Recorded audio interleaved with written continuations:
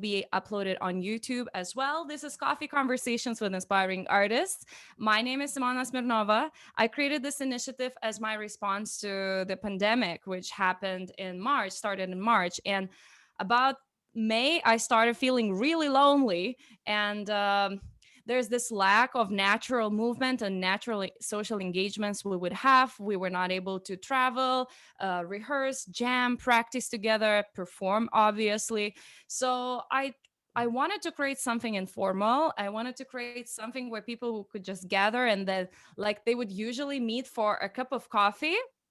I have Central Perk, like a true New Yorker. Yes, cheers. So I wanted to create something informal. So usually we would meet for coffee or lunch and we would chat about things.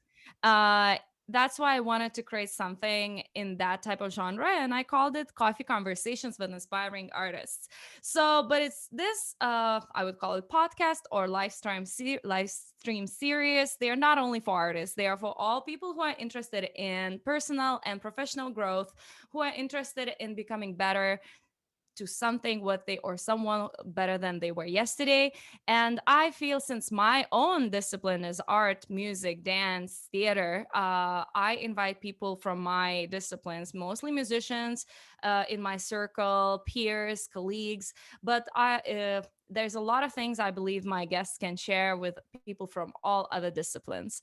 So, for those people who are watching but might not know me, if they come from Jonathan's and Philip's following or just randomly spot this video, I'll briefly introduce myself. So, my name is Simona Smirnova. I'm originally from Lithuania, which is a teeny tiny country in Eastern Europe. I've been living in the United States for the past 8 years. I came here to pursue my career and musical dreams at Berklee College of Music. I graduated and moved to New York. So I'm pretty recent, newbie here in New York, but I'm very excited about making new friends. So I'm a jazz vocalist, I'm a composer, and apparently I have this new podcast, which is today, I'm afraid to lie, but I think is a 20-second coffee conversation. The first one was in May 30th, and today is February 5th, 2021. So without further ado, I want to briefly introduce my guest today. So we have a duo. Usually I have one artist. Today I have two artists. We have Jonathan Miron and we have Philip Sheegog as a duo. They called ARKAI. Hi guys, do you guys want to say hi to everyone? Hi, everyone. Hey, good morning. Good morning. I'm Jonathan. And I'm Philip. So would you guys say who is playing what? Are you playing ukulele and banjo? Oh, well, that's really inspiring. Maybe we should That's something to take up. It was musical versatility. actually a COVID project. So I play violin. And I play cello. Awesome.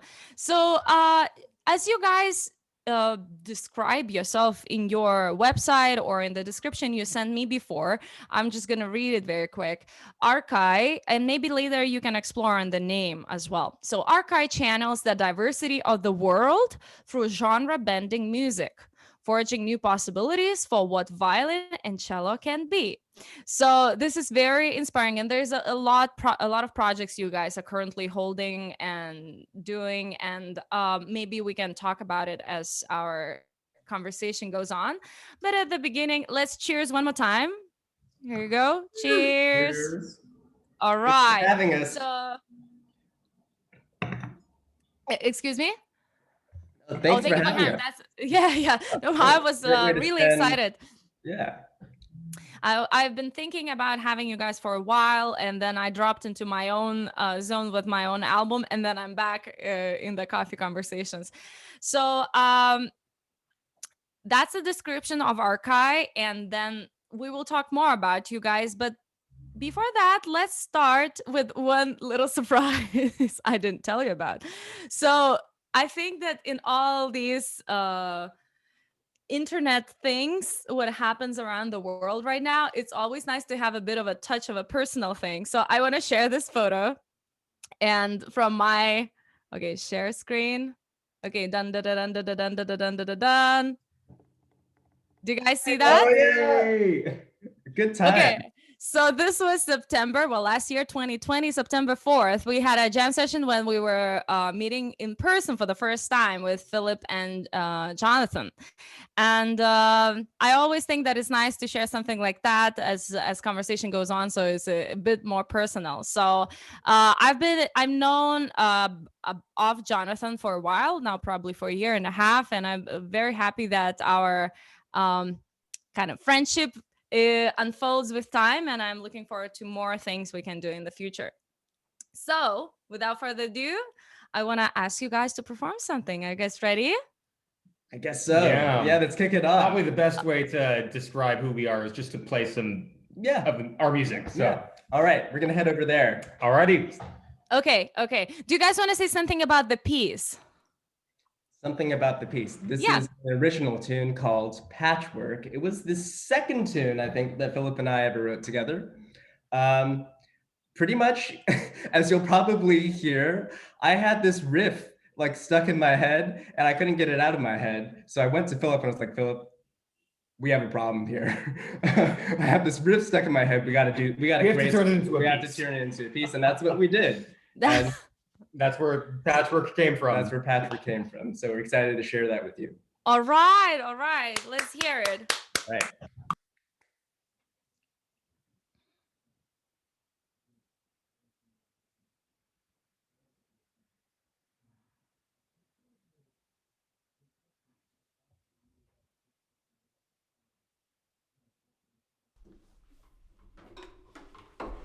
All right, now we're here.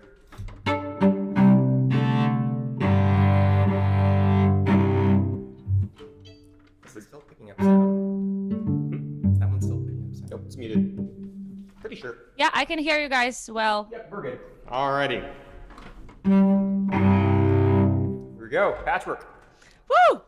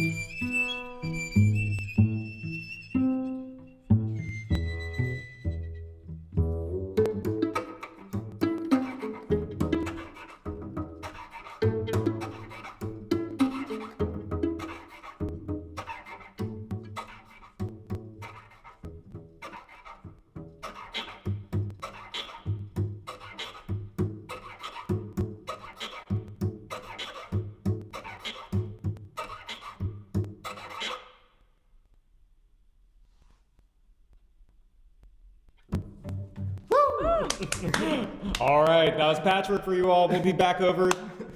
Yay!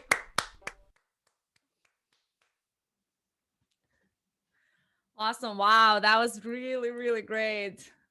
Every time I hear you guys perform and every time I hear like a new piece, it blows my mind.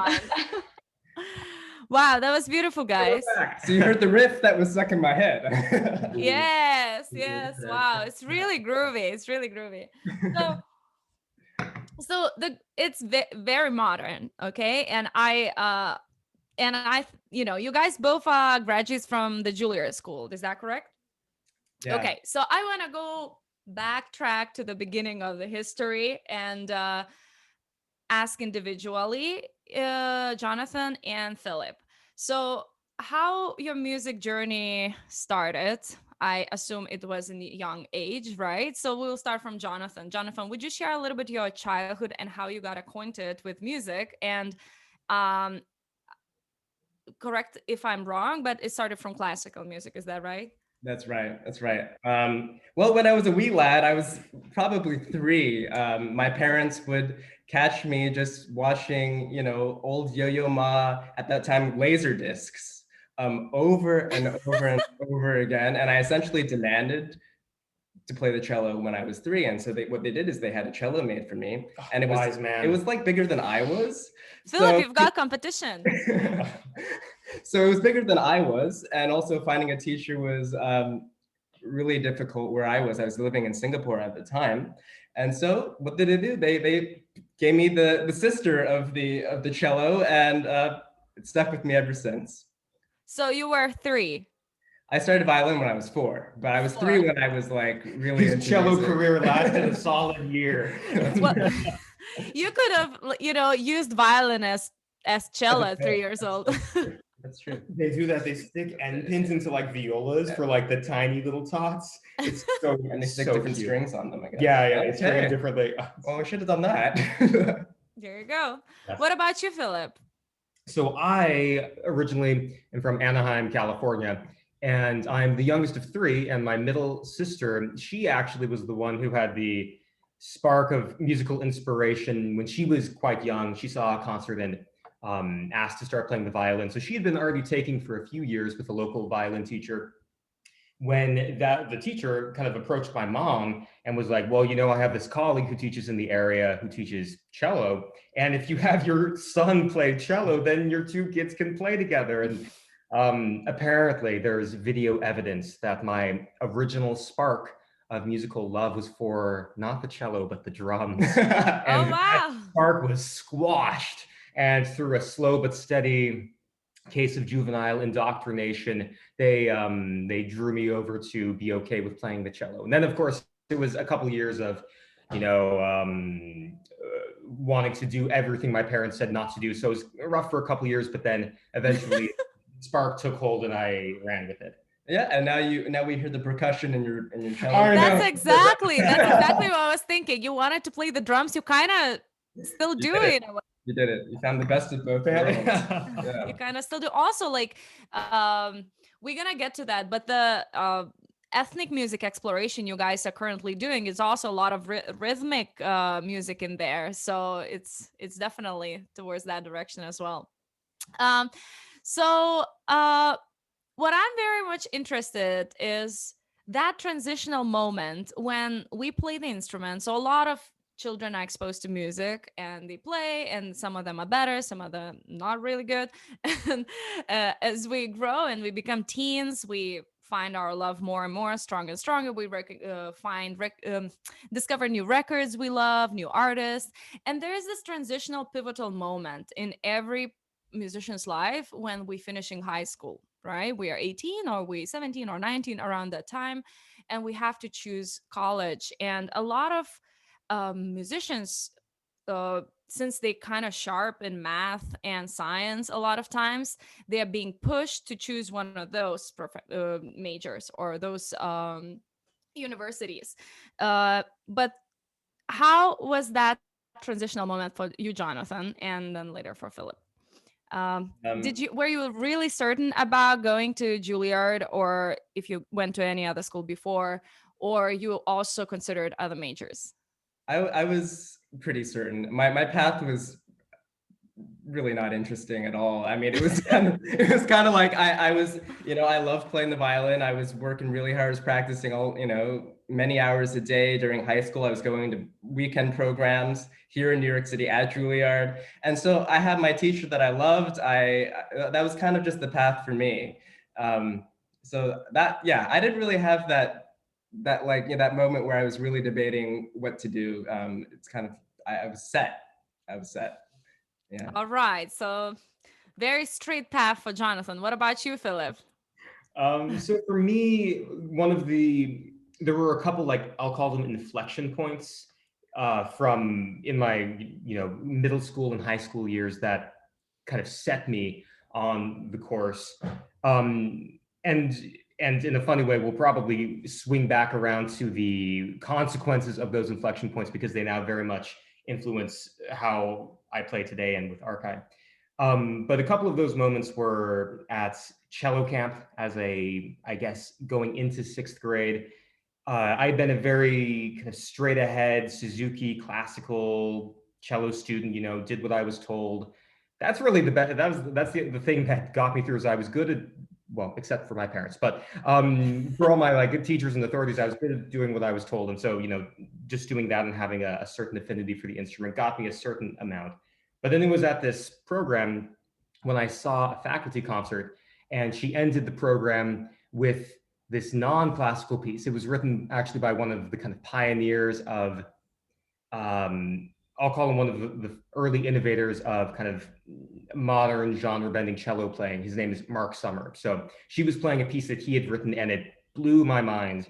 And that was one of the first inflection points where I thought, well, this is something that I want to be able to do that. I want to be like that kind of musician, be able to play that kind of music. And so that was one of the first things that set me on the course. And then there were a few other points throughout high school that kind of made me committed to that. Because then when you apply for colleges, you're committed in a sense. Yeah, you don't necessarily know exactly what you committed to. In hindsight, it's like I had no idea what I was signing myself up for, but you're committed in a certain sense. Yeah, so Juilliard is the place for you. Oh, ironically, I applied to a bunch of schools, because I had really no idea where I was kind of in the musical world on the map. And Juilliard wasn't even on my list. And then my teacher in high school, who's an alum of Juilliard, she was like, for me, please just apply to Juilliard. And the rest is history. So yeah. Wow, that's amazing. It's interesting how, in every artist's life, there is this moment that something is being introduced to them and it changed their universe at that moment. It's a record, it's an artist, it's a teacher, it's a piece. There's something like that. I remember, because I grew up in a very small town, we didn't really have different music, only classical music and folk music and like some bad pop music. So it's very kind of like isolated. I wasn't exposed to any other genres. And someone recorded on PC, like, like with CD drive, when you like pirate songs from internet, and someone recorded Billie Holiday CD for me, and I listened on my boombox, and I'm like, oh man, this sounds really good. And I want to sing, like, it sounds very different from any other voice practices I've done before, because I've been singing since I was 8. So it blew my mind. I was 16. So when I came to Berkeley, and people tell me, oh, I've been listening to jazz records since I was 5. I grew up in a musical family. This was so far from me, because I've heard the very first jazz record when I was 16. So I was already like, older. And there also was that transitional pivotal moment. What about you, Jonathan? Did you have some sort of like a transitional spark where it sparked curiosity in other genres than classical? Yeah, totally. For me, one big spark was seeing what Yo-Yo Ma did with his Silk Road Ensemble. Mm-hmm. And so that's where he brought together master musicians from around the world to collaborate with one another, kind of this cross-cultural exchange to the arts. And for me, it was just seeing how, well, the violin was used so differently within that context, and how instruments from around the world could collaborate so beautifully. And that really opened up my imagination for what was possible. So that was a huge kind of influence. Awesome. So at this point, I also want to open up for people who are watching. We had some comments, clapping, love that. I think Stephen Miron, is it your dad? My dad. He was like, wow. So people who are watching, thanks for watching. And if you have any questions to Philip, to Jonathan, to both of them, to me, to Coffee Conversations, suggestions, or anything, you can pop in your comment or question in on Facebook chat. And or just say hi if you're watching from somewhere else, not outside the United States, so you can say where you're watching from. So that's always nice to see what countries are joining. This time we are earlier, so I'm hoping that some people from Lithuania could join. They're at 7:25 p.m. right now, so I'm hoping someone from my own country is watching as well. So you guys went to Juilliard, you became friends. How did this? Actually, that's part of No? the Okay, so story. you had a big fight, on the street We didn't know before? each other. We didn't know each other. I'm a little older than Philip. We didn't kind of cross paths at Juilliard, and it was actually after school. After we graduated, we were at this like conference, which was at Juilliard, but not like a Juilliard program. And we were both nominated from Juilliard. It's called the Artists as Citizen Conference. So you brought together artists that were like doing different things with the art, giving back to society, and we got nominated. And so we ended up jamming, this one night, and we were kind of like the DJs for the evening, and like held down the fort, and we're improvising for an hour, and everybody was dancing, and it was this big party. And then afterwards, I was just kind of like, oh my God, there's another person at Juilliard that can actually do the same thing that I can, that's like interested in the same things, because it's not the norm at Juilliard. Very not. No, it's not. And so that was kind of a spark. We heard the sound possibilities that night. And of course, Simona, like how if you don't have the right person on the other end when you're improvising, it can also be just a huge train wreck. Yeah. But with Philip, people were dancing, they liked it. And so that's kind of, that's what stuck with us. And so from that moment on, we were like, we got to make something happen here. And that's what we did. So you never even met while you were studying? This is so funny, right? So Juilliard is a tiny school, one building with 5 floors, like 700 students total. It's tiny. It's hard not to meet someone, especially you're both string players, you're an orchestra. And as fate would have it, we got so close to meeting one time. We both took an improvisation course that was one of a really special kind of elective taught by this incredible improviser pianist. And so we were taking that separately, playing with some colleagues in improv ensembles. And I played on the first half, and apparently Jonathan was there. I remember that. Watching, yeah, but then I had to leave for some reason. I had like another thing to get to, so I left at intermission, and then Jonathan's group was on the second half. So we were that close, but maybe for the best, who knows? Well, maybe that's fate. You were ripening for the creative ideas which came after graduation. So maybe it would have not happened if you guys would meet before, because you were too tired from doing homework and practicing for your classes.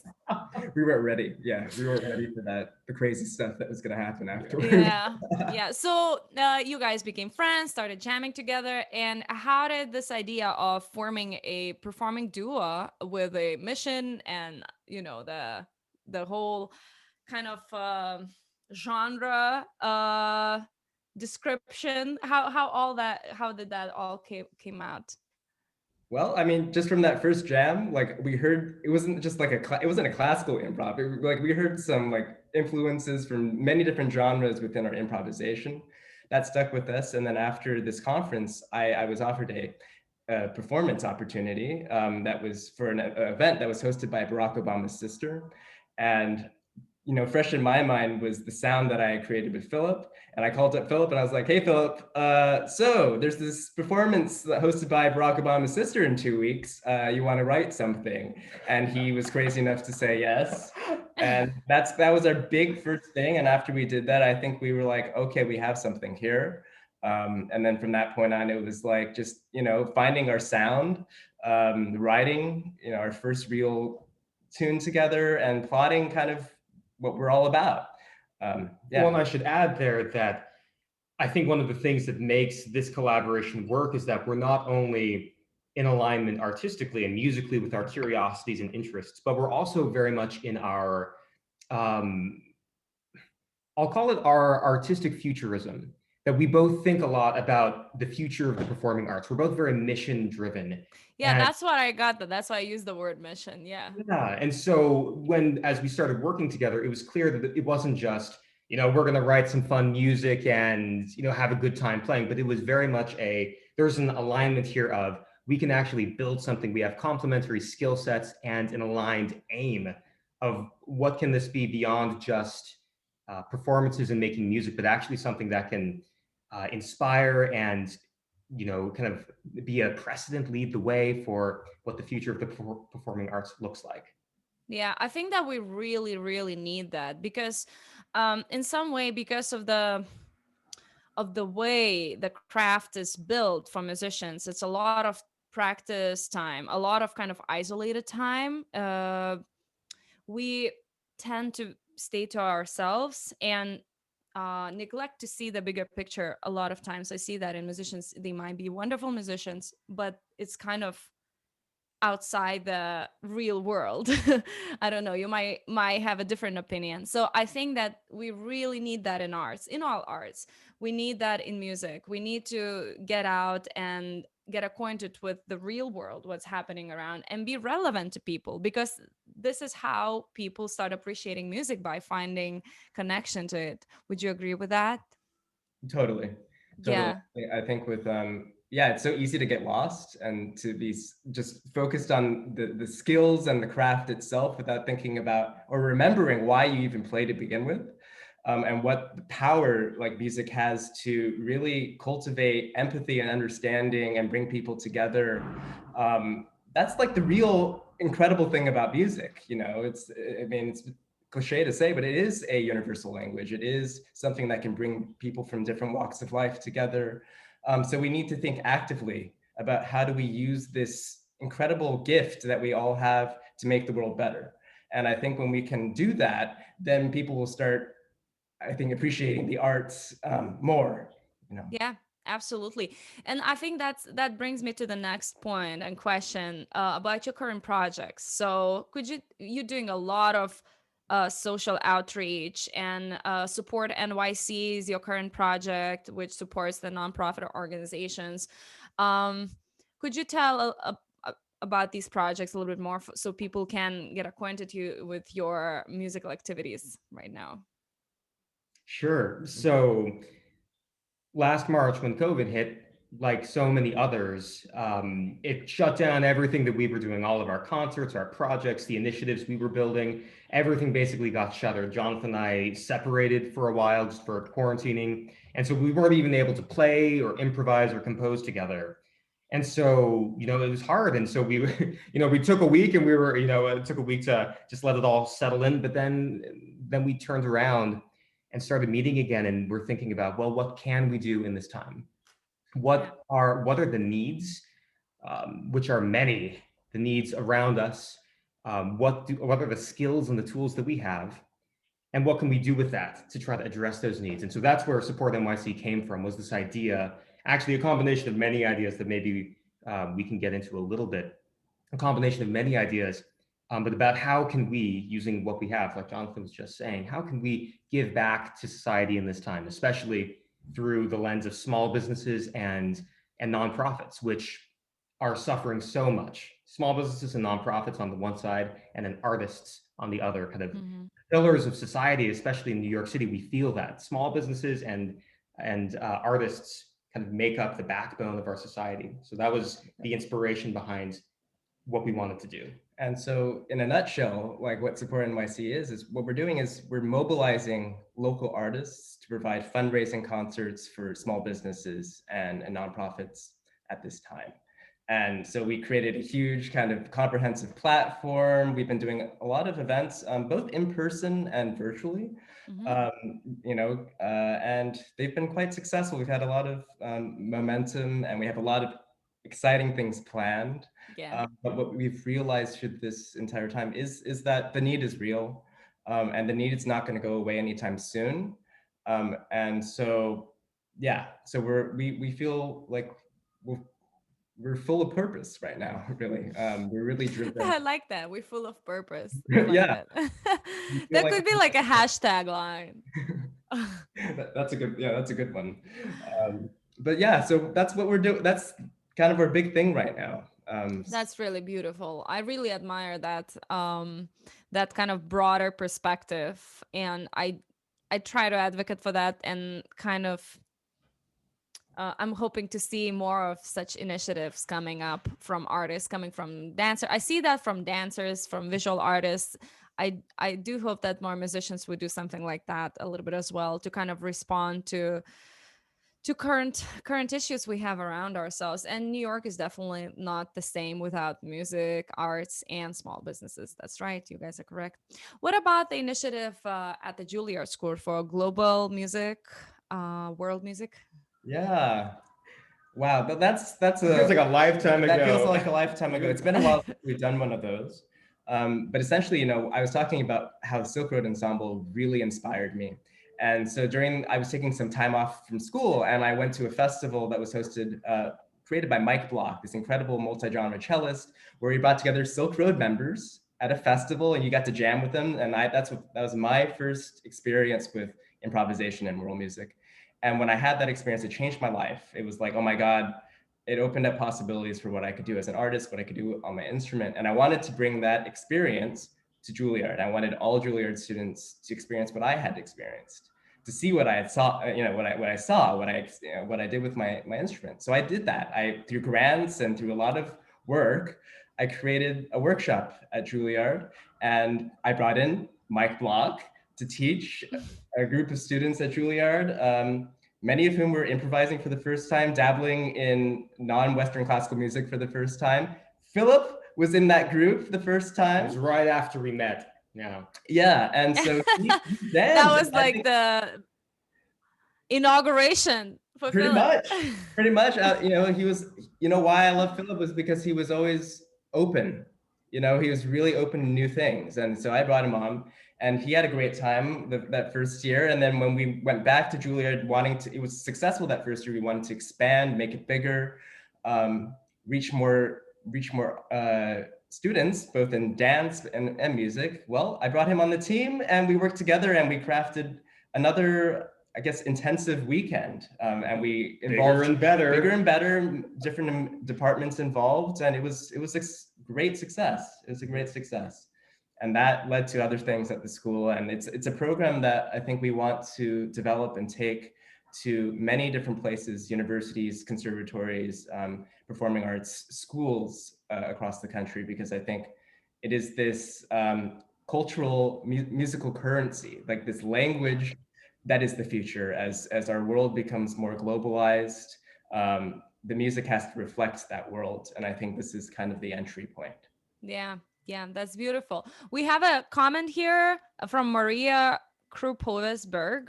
Hi, I'm from Vilnius, but watching you from Bloomington, IN. What is Indiana? Cool music school there, yeah. Gorgeous musicians. Thank you for introducing them. So thank you for watching, Maria. Yes. So guys, if you have more, you want to say hi or leave a comment, please do so. And now I would like to kind of pull back from what we were just talking about and go back to the audience, people who are watching, who are going to be watching on YouTube later. What do you think, in your personal opinion? Because you guys are very active, successful musicians who are doing music full time and truly love it. And you guys really passionate about it, which is very important thing as well, the passion. What do you guys think is I know it's kind of a cliche question, but it's important to share and to hear it. What is the most important thing, in your opinion, in order to sustain the musical career in the long run? Oh man, sustain for an artist, is that right? Yeah. And what I mean by sustain, I'm not talking about material things, but just to be able to keep going and love what you're doing. I think it is, but I do think the skills do influence that as well. Philip and I talk about this all the time. In this day and age, versatility, You need to have skill sets. You need to be able to know how to improvise, to arrange, to learn by ear, to do things outside of what your norm might have been in school. You need to be able to know how to use your art for purpose, I think. Mhm. Art for purpose, this idea of the artist as citizen, giving back to society, using the arts as we were talking about before to really bring people together, to heal in this time, to really heal this country. We need the arts. The arts should be right there at the forefront. And besides that, curiosity, exploration, to always kind of channel that beginner's mind as an Yeah. artist, that it's a journey. It's not, there's no end. Like you should always be learning. You should always be exploring new things. Follow your heart, really. I think that's what keeps the interest going, right? When it becomes methodical, when it becomes like what other people tell you to do, or when you become part of a system, it can get old really fast and you lose that purpose. So to always go back to what brings you joy first, and then when it brings you joy, then you can share joy with the world. Yeah, actually, I just want to put in my thought about teaching, because sometimes when I'm working with other teachers or giving a workshop or some sort of seminar, and I ask what is the biggest challenge for you guys, especially when I go back to Lithuania, and teachers tell me the students don't want to practice, the students don't want to practice scales. So my question is, the next question is, are you practicing yourself? Are you practicing scales? And and they like, I'm a teacher, I don't have to, and I'm like, this is so weird, so backwards. If and that's just my response to what you just said, Jonathan. If you are a musician, whatever you're doing with music, music therapy, music, no, well, business may be different, but music therapy, music education, music performance, composing, you always have to keep growing and learning. And even if you're a teacher, that doesn't mean that you stop at any point. That's what I think. What about you, Philip? Well, and to add to that exact thought, when the student comes back and is asking, "Are you practicing your 4-octave arpeggios?" And I would say, to just kind of build on that, that it's it's not necessarily that you're always practicing the same thing, right? I will admit I am not practicing the scale systems that I learned in school all day every day, partially because I think that I've gotten to the point where I've developed that skill. But what am I practicing now? Now I'm practicing transcribing by ear. I'm practicing improvising in a scale. Where what Jonathan was talking about, curiosity in the beginner's mind, right? There are an infinite number of things that we can begin cultivating, right? So if you're thinking, well, I've done this thing and I'm really good at it now, well, there's 15 other skills you could be developing as well. Things that it can be easy for us to not even think of trying to start because we don't feel that we are skilled in it yet, especially when we're really high in one kind of ladder of competence. It can be really scary to look down to begin climbing another one again. And I think that's one of the really liberating things that we are trying to live into and encourage others to do, that it's okay to do that. And in fact, you might discover that the thing that you are most passionate about and the thing that makes you most alive and the thing that you then can share with the world is something that you might not even know yet. But if you aren't looking for it, if you aren't curious, then you might never even find it. Totally. Wow, Philip, you know what I'm going to do? I'm going to cut out this spiel of yours. I'm going to put somewhere just, it's like a total, a thing for a minute to share. You just put it all in one. It was so good. My goodness, you should transcribe, write it down and like put it as your quote. You should transcribe that. But it's so true, because it's like, why aren't we practicing 3-octave scales? Well, because we spent years practicing 3-octave scales and doing all the things, and it got our technique to a place that we don't really need to practice 3-octave scales anymore. We can do that. So I think what drives our practice these days is, okay, when we think about the future of the performing arts, what skills are needed, right? And I think these skills that we're talking about, learning by ear, improvising, channeling different, learning about different artistic cultures. That's what we're practicing, because we want to be positioned for the future. We want to drive the future of the performing arts. So I encourage people to really think about, like, what they want to do with their art, in the future, and think about, okay, well, if that's what I want to do, how do I get there? What do I have to learn? What do I have to practice? Yeah, exactly. So I think it's the time for another musical piece. Are you guys ready? Yeah. Well, speaking of different musical, we can wrap all the things we just talked about kind of into this tune. Yeah. So this is a tune that is originally written by a Norwegian fiddler, and so this is kind of going back to Global Perspectives, the program. This is a tune that we learned by ear, note by note, that we created our own arrangement of, that we've been exploring different sound worlds and really practicing in a new kind of way how to integrate this kind of sound world into our ARKAI style. So this is Phoenix by Onbjørg Lien, arranged by ARKAI. Wonderful. Let's hear it. Woo! And as our duo is setting up and getting ready, I just want to say that this is Coffee Conversations with Inspiring Artists. It's my weekly series. My name is Simona Smirnova. I'm currently in New York, United States. I'm originally from Lithuania. And today we have our guest is ARKAI duo, Philip Sheegog on cello and Jonathan Miron on violin. And they also based in New York City. So they're going to perform another piece for us. You guys enjoy. You guys here for a real treat. All right, and we're back with some flashy reverb and our instruments. Phoenix by Onbjørg Lien.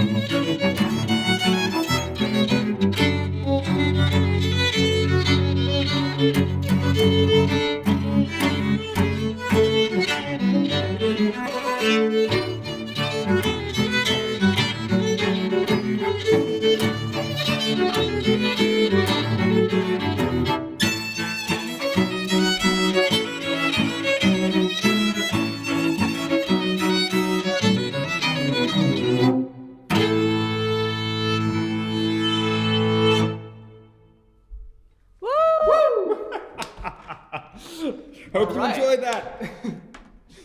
All right, we'll come back over. Wow, that was wonderful. That was really, really beautiful. Actually, it's so nice to hear about the project they're doing, and now actually hear a piece, the Norwegian piece they were talking about from the initiative at the Juilliard School. So thank you guys. That was really good. It was so awesome.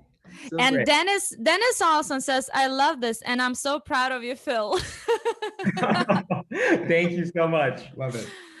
Thank you, Dennis, for comments. Thank you, everyone who joined today. Our coffee conversations with inspiring artists. Let's cheers. Cheers. We had today ARKAI duo. We have Jonathan Miron here. Jonathan, you want to say yes? Hi. And Philip Sheegog on cello. Please follow them on social media. They are everywhere.